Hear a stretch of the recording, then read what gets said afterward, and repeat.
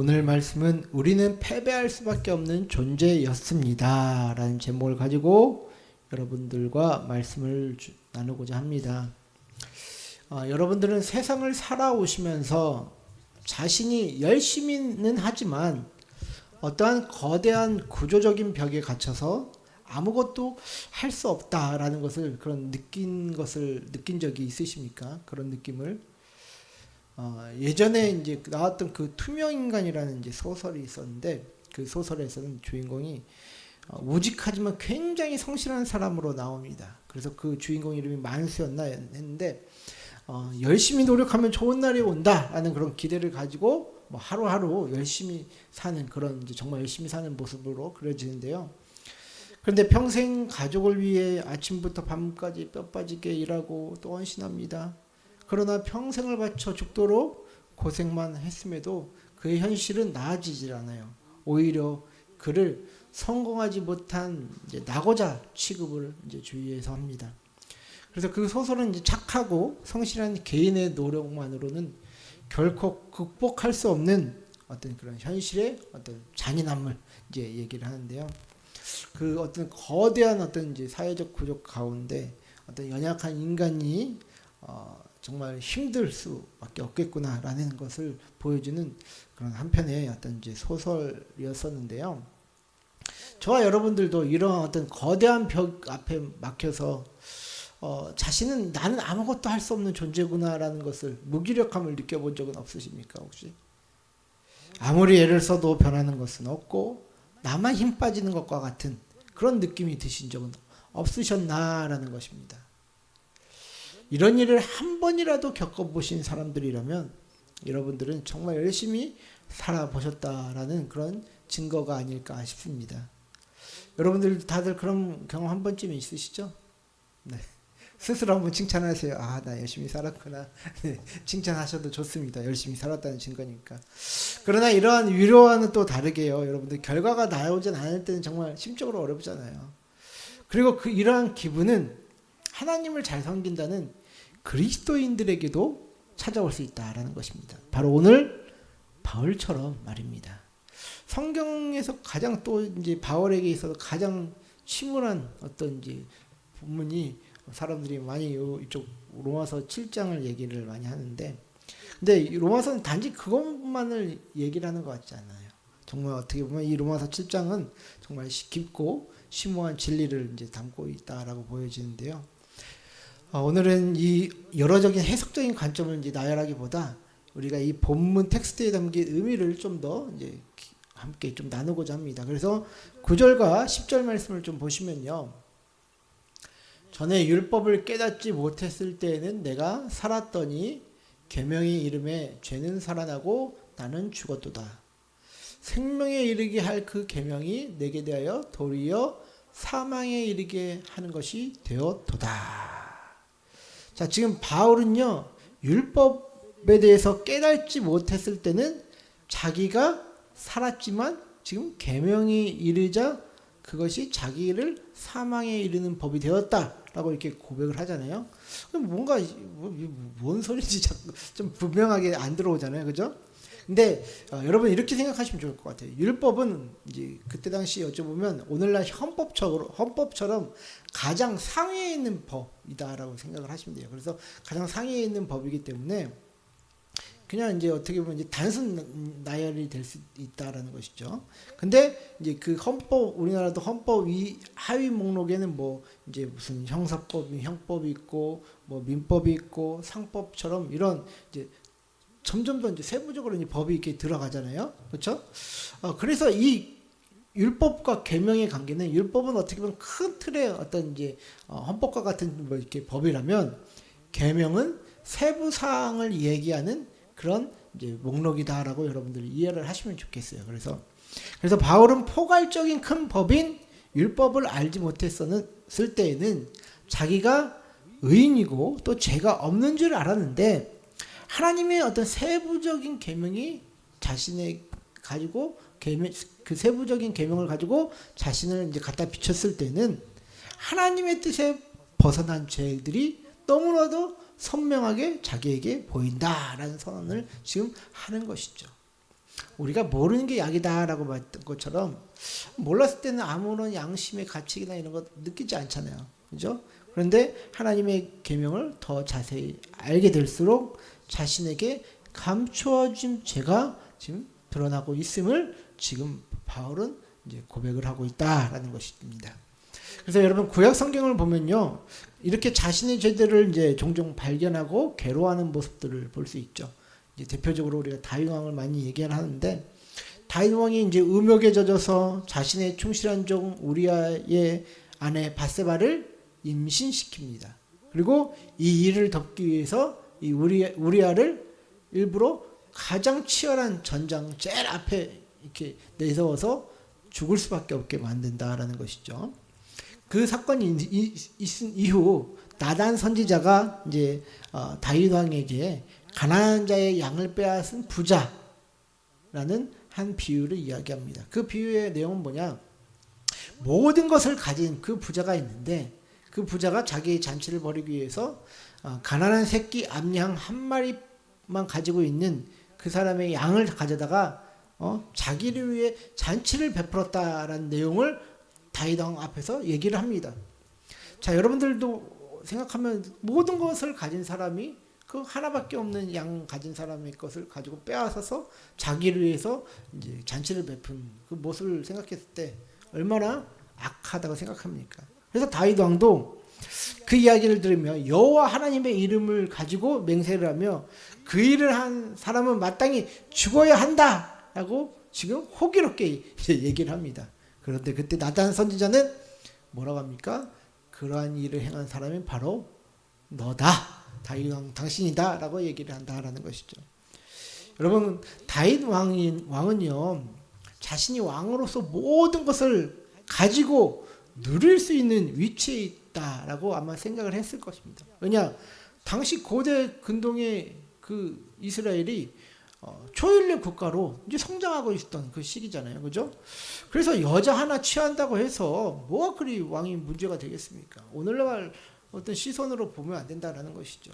다윗 왕도 아마 그런 시선으로 그 우리아의 아내 바세바를 취했을 것입니다. 그러나 하나님은 다윗 왕조차도 하나님이 줄로 그어 놓으신 그 선을 벗어나면 안 되는 하나님의 종이었다는 것이죠. 하나님은 다윗 왕의 그 사건을 죄로 단정하시고 억울한 이의 핏값을 치르게 하셨습니다. 그래서 다윗은 이 일을 통해서 정말 괴로워하며 철저히 자신의 어리석음을 회개를 하죠.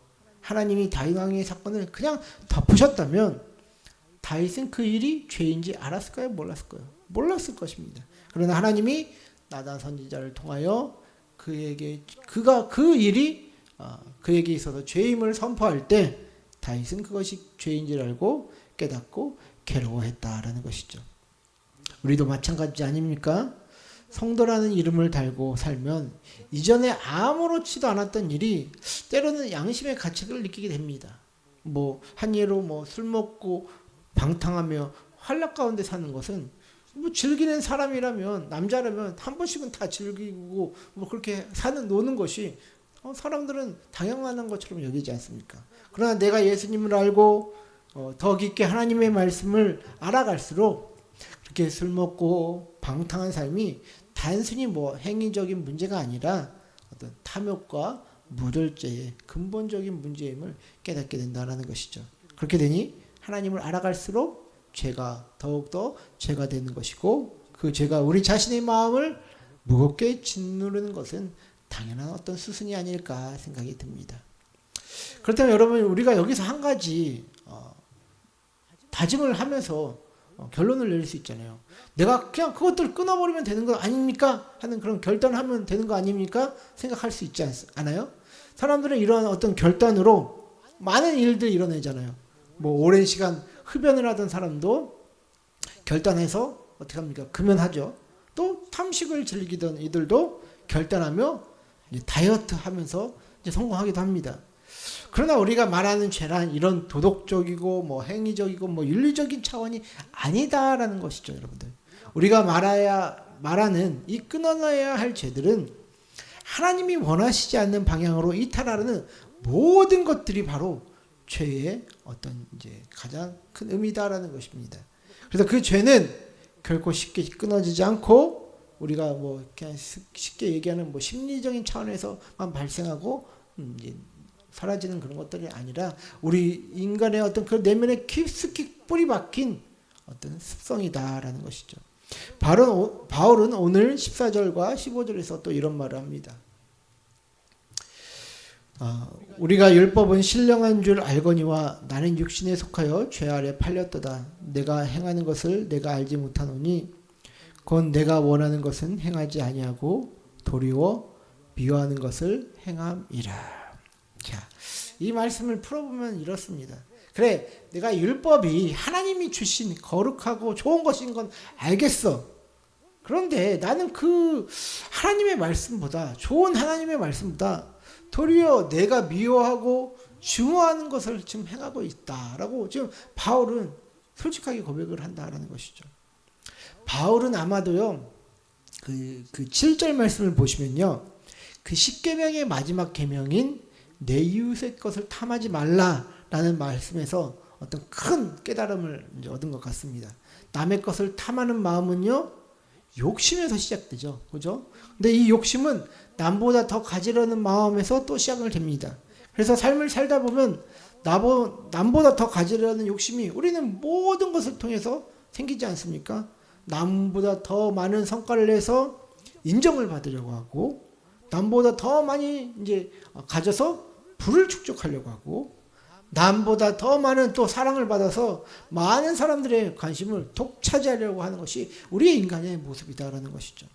그래서 율법의 세부적인 이제 상황을 들여다본다면 인간은 결국 모든 탐심 가운데 거쳐져 있음을 바울은 발견하지 않았을까 싶습니다. 그래서 바울은 지금 로마서 7장에서 계속 이야기하는 것이 바로 21절의 말씀입니다. 그러므로 내가 한 법을 깨달았노니 곧 선을 행하기 원하는 나에게 악이 함께 있는 것이로다. 중생한 성도라고 우리의 죄성이 사라진다고요? 저는 그건 아닌 것 같아요. 지금 바울은 중생한 사도였고 이 편지를 읽고 있는 로마 교회도 중생한 성도가 모여있는 곳입니다. 그러한 사람들에게 지금 선을 행하기 원하는 내 마음에 악이 공존하고 있다라고 지금 외치고 있다라는 것이죠. 결국 우리는 이 내면적이고 영적인 싸움 가운데 항상 노출되어 있다는 것을 우리 모두는 인정해야 되고 또 깨달아야 합니다. 왜냐하면 바로 여기서부터 정말 하나님과 동행하는 어떤 그런 삶이 시작되기 때문이다라는 것이죠. 여러분들은 의도적이든 의도적이지 않든 간에 왜 인간은 하나님의 뜻에 어긋나는 일들을 행한다고 생각하십니까, 여러분들? 그건 죄를 지었기 때문에, 아니면 인간 자체가 악해서. 근데 모두 맞는 말입니다. 그런데요, 이제 로마서 7장에는 우리를 충동하는 죄의 정체는 어떤 영적인 세력이 있기 때문이다라고 이야기를 합니다. 그래서 로마서 7장을 주석하는 학자들은요, 바울이 언급한 죄는 단순히 어떤 이제 도덕적 결함이나 윤리적 실수 차원의 문제가 아니다라고 얘기를 해요. 이건 제가 뭐 헬라어 단어로 이제 풀면 시간도 너무 복잡하고 많이 걸리고 그냥 머리 아플 것 같아서 제가 요약만 얘기하는 건데, 죄는 인간을 지배하는 영적인 세력이다라고 로마서 7장에는 말씀하고 있다라는 것이죠. 그래서 죄는 인간 밖에 있는 율법마저 우리를 이제 정죄하는 도구가 됩니다. 또 인간을 속이고요, 또 죽이고 영적 노예 시장에 팔아버리며 전쟁의 포로로 질질 끌고 가는 것처럼, 그런 이제 지배 세력처럼 지금 우리에게 영향력을 선포하고 있다, 영향력을 행사하고 있다라고 얘기하는 것이 어떻게 보면 헬라어적 원어를 보면 그런 어떤 이제 관점으로 또 로마서 7장을 볼 수 있다라고 얘기를 한다라는 것이죠. 무슨 소리인지 이해가 되십니까? 죄는 단순히 우리의 윤리적이고 도덕적 결함이 아니라 우리 안에 역사하는 영적인 세력이 있다. 영적인 세력이 있기 때문에 우리를 항상 그렇게 포로처럼 죄를 지을 수밖에 없게끔 질질 끌고 가고 있다라는 것입니다. 예수님은 마귀가 온 이유에 대해서 우리에게 이렇게 얘기하셨죠. 요한복음 10장 10절을 보시면 도둑이 오는 것은 도둑질하고 죽이고 멸망시키려는 것뿐이요 내가 온 것은 양으로 생명을 얻게 하고 더 풍성히 얻게 하려는 것이라. 에베소서 6장 12절에는 이런 말씀을 합니다. 우리의 씨름은 혈과 육을 상대하는 것이 아니요 통치자들과 권세들과 이 어둠의 세상 주관자들과 하늘에 있는 악의 영들을 상대함이라. 그래서 이런 모든 성경의 이야기들을 우리가 종합해 보면 저와 여러분들 내면에 역사하는 죄는 인간적인 방법으로는 절대 이길 수 있는 그것이 아니다라는 것입니다. 이 죄의 영향력은 단순히 이제 내가 이길 수 있는 이제 수준의 세력이 아니기 때문에 우리는 질 수밖에 없는 그 환경 속에서 그 구조적인 벽에서 항상 죄 가운데 넘어질 수밖에 없다라는 것이죠. 왜? 이 죄는 엄청난 세력을 가지고 있기 때문이다라는 것이죠. 예전에 제가 우리 어렸을 때 중학생 때였나? 그 비트라는 영화에서 그 임창정이 한 대화를 했었는데 야 내가 왕년에 17대 1로 싸워서 다 이겼어 막 이런 이제 허풍 아닌 허풍을 이제 해가지고 이제 그 학생들 사이에서는 야 나 뭐 17대 1로 싸우면 이긴다 뭐 말도 안 된다 하면서 우리 친구들 뭐 학생들 사이에서 뭐 그랬었는데 근데 이제 그 학창 시절 얼마나 피가 끓습니까? 그래서 그 소위 일진이라는 애들이 그 안에서도 이제 또 반대파가 있었나 봐요. 그래서 이제 뭐 싸움을 잘하는 뭐 1장, 2장 뭐 이런 아이들이 자기네들이 야 마음에 안 들면 뭐 다 덤벼해가지고 이제 뭐 2대 6인가 뭐 이렇게 싸웠다고 그러던데 저는 이제 멀리서 이제 지나가는 척하다면서가 가까이 가면 나도 맞으니까 이제 지나가는 척하면서 이제 봤는데 근데 아무리 뭐 싸움을 잘한다고 해도 역시 쪽수에는 장사 없더라고요. 그렇게 허풍을 치던 친구들이 맞아가지고 막 이렇게 부어가지고 학교 다니던 그런 것을 봤었는데 저와 여러분들이 죄를 이기겠다고 뭐 죄를 다스리겠다 내가 해보겠다 이러한 다짐은 성경적인 원리도 아니고 할 수도 없다라는 것입니다. 우리보다 강한 영적인 세력들이 지금 저와 여러분들의 마음을 충동하여 죄 가운데 살아가도록 이끌기 때문에 내가 인간적인 방법으로 해보겠다 내가 기도로 뭐 다 물리치겠다 그건 안 된다는 것이죠.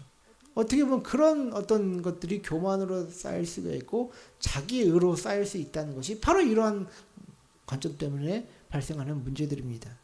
그래서 오늘 바울은 이 사실을 너무나도 잘 깨달았기에 지금 자신의 상황에 대해서 지금 어떻게 고백하고 있습니까? 7장 24절에 오라 나는 곤고한 사람이로다 이 사망의 몸에서 누가 나를 건져내랴. 바울의 이 고백은요 하나님 앞에 거룩하게 또 깨끗하게 한번 살아보려고 했던 사람이라면 누구나 공감할 것입니다. 저와 여러분들도 이러한 상황에 처해진 자신의 모습을 본 적 없으세요? 나는 신앙생활 열심히 하고 난 하나님 정말 사랑하려고 하는데 내 환경과 상황과 뭐 여러 가지 여건 때문에 내 안에 일어나는 이 분노와 짜증과 뭐 그런 모든 죄악된 것들이 여러분들 발생하지 것을 느낀 적 없으세요? 저는 많거든요, 여러분들. 죄에서 벗어나지 못하는 우리들이지만 우리는 그래도 희망이 있습니다. 왜? 자기 자신을 의지하지 않고 예수님을 의지할 때 우리에게 희망이 있다라는 것이죠. 그래서 성경은 그 이야기를 하는 거예요. 결국에는 니들 마음대로 안 된다. 하나님이 도와주셔야 된다. 그 하나님의 도움은 바로 예수 그리스도를 통해서 온다라는 것이 성경의 이야기 아닙니까?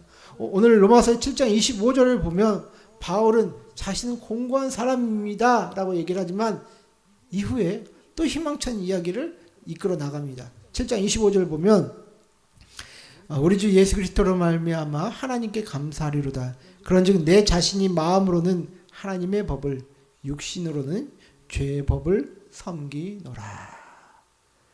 여러분 우리가 죄를 다스린다? 죄를 이긴다는 것은 우리의 다짐으로 되지 않습니다. 바울의 고백처럼 예수 그리스도로만 말미암아서만 우리 안에 이 잔존 세력들인 죄의 세력들을 이길 수 있다라고 지금 고백을 할 수 있다는 것이죠. 여러분, 제가 어제 이제 그 조카 결혼식이 있어서 이제 사촌 누나와 함께, 이제 아내는 어머니와 함께 있어야 되니까 이제 사촌 누나하고 이제 함께 차를 타고 이동했는데, 그 사촌 누나도 이제 이제 부목사님 사모님이거든요. 근데 이제 그분이 이제 자기 교회, 거기는 이제 큰 교회니까, 장로교 쪽 큰 교회니까 이제 자기 교회에 이제 오신 분들에 대해서 이제 얘기를 하는데, 부목사님 부부가 뭐 연세중앙교회에서 사역을 하다 오신 분들이다, 이렇게 얘기를 하시더라고요. 근데 이분들 보면 사람들은 좋은 것 같은데 항상 우울하고 뭔가에 눌린 것 같은 삶을 살고 계신다, 이렇게 얘기를 하는 거예요. 여러분들도 제가 뭐 한 교회를 비난하고 싶은 게 아니라, 저도 이제 그 연세중앙교회 그 윤석정 목사님 설교도 진짜 많이 들었고, 그분의 스피릿에 대해서 굉장히 이제 존경을 많이 했거든요. 근데 어느 순간부터 이제 좀 힘들더라고요. 왜냐? 그 이유는 너무 죄하면서 이 사람이 마치 완전 무결해야 할 것처럼 이제 사람들을 정죄하고, 또 그렇게 살지 못하면 우리가 뭐 기도가 부족하고 능력이 없고 막 그런 것들로 치부하기 때문에 굉장히 이제 힘들더라고요. 그래서 그곳에서 나온 분들의 이야기를 들으면, 그 이제 사모님이 이제 유산을 하셨었는데, 그 사모님을 향해서도 그 사모님이 뭐 기도로 이겨내지 못해서 이렇게 아기가 떨어졌다 막 이렇게 해서 정죄를 하고 이제 웃죠. 근데 진짜 그렇다니까요, 그런 교회는. 근데 또한 아이가 이제 열이 올라서 이제 펄펄 끓어도 이제 병원을 가지 못하는 분위기 속에서 이제 뭐 기도만 하셨다라고 얘기를 하더라고요. 그래서 항상 그런 어떤 이제 자기가 뭐 영적으로 이기지 못한다라는 그런 것 가지고 항상 눌려 있는 분들, 그런 느낌들이 이렇게 들고, 뭔가 이게 자연스럽지 않고 항상 속박되어 있는 그런 율법적이고 뭐 어떤 그런 상황 속 가운데, 뭐 영화관 가는 것도 죄처럼 여겨지고 뭐 그런 어떤 이제 분위기를 풍긴다라는 것이죠. 근데 저도 그게 뭔지는 알거든요. 저도 좀 그랬어요. 왜냐면 하나님 앞에 거룩하고 깨끗하게 살고 싶으니까, 하나님을 사랑한다고 하니까 내 속에 역사하는 이 죄의 문제를 내가 어떻게든 바로바로 해결하려고 이제 하는 것이죠.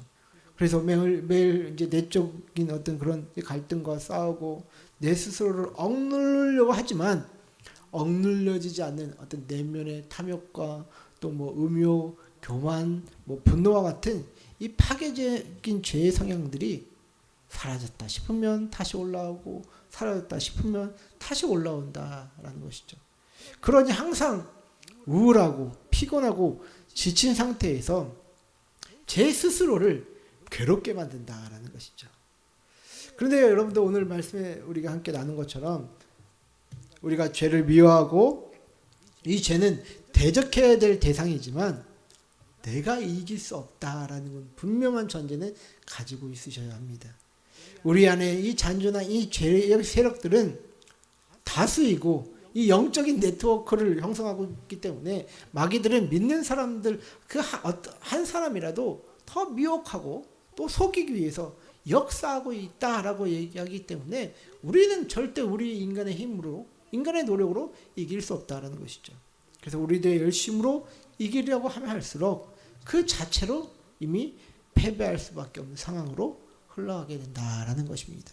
그래서 죄의 문제는 내가 이길 수 있는 것이 아니라 우리가 예수 그리스도를 붙잡을 때 싸워서 이길 수 있다라는 것을 말씀을 드립니다. 그래서 나에서 예수로 믿음의 주권과 방향을 옮기는 것이 우리가 기도해야 할 제목이고 평생에 걸쳐 배워야 할 진리다라는 것입니다. 사랑하는 성도 여러분들, 여러분들은 우리 안에 죄의 세력들이 우리를 넘어뜨리게 하고 시험을 주려고 한다는 것을 여러분들은 인정하십니까? 우리는 그 누구보다 강력한 사령관 예수 그리스도가 있습니다. 우리의 애씀으로 그 죄의 세력을 이기려고 하는 것도 전 중요하다고 생각해요. 그 존중해요.